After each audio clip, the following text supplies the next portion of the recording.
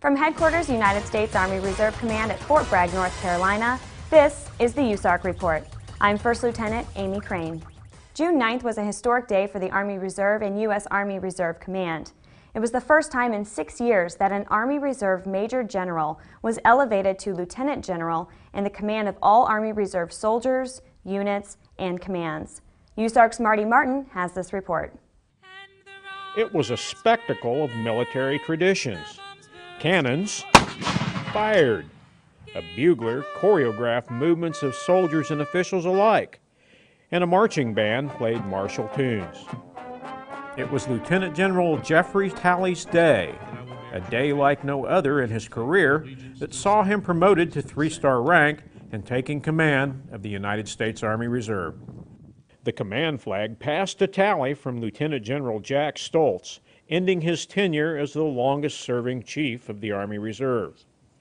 General Raymond Odierno, U.S. Army Chief of Staff, hosted the proceeding at Fort Bragg, North Carolina, in front of the new dual headquarters building for U.S. Army Forces Command and U.S. Army Reserve Command. As the Chief, Talley serves as the Principal Staff Advisor to the Secretary of the Army and the Army Chief of Staff on all Army Reserve affairs. As the Commanding General of the U.S. Army Reserve Command, he commands all Army Reserve units worldwide, a force of more than 205,000 soldiers and more than 12,000 civilians. Talley brings more than 30 years of active and reserve service to his new position with command experience in the United States, Iraq, Kuwait, and South Korea. He also has extensive work in the civilian sector in civil and environmental engineering, earning a doctorate from Carnegie Mellon University and multiple master's degrees. So this concludes the ceremony. For the U.S. Army Reserve Command, I'm Marty Martin.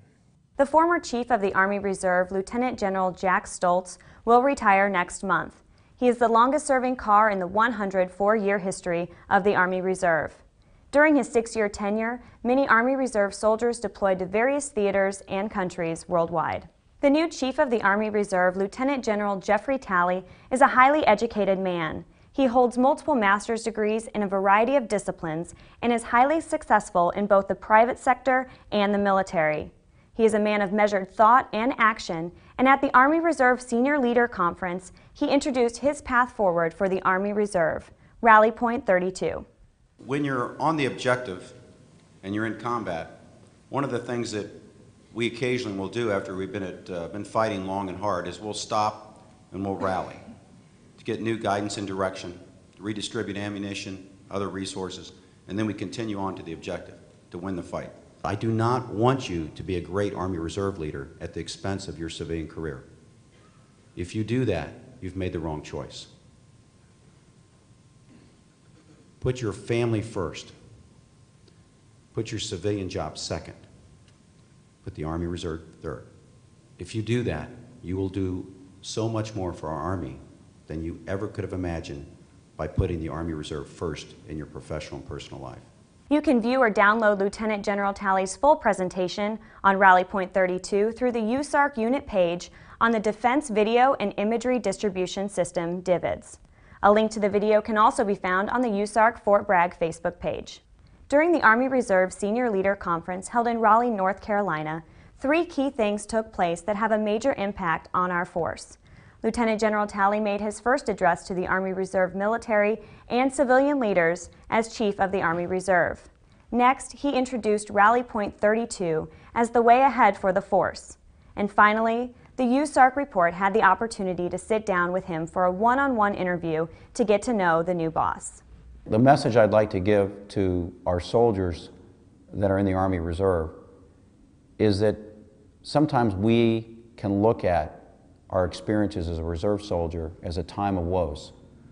Woes because we're struggling to balance that family life with that civilian employment life, with the life of being an Army Reserve soldier. But it's not a time of woes, it's a time of opportunity.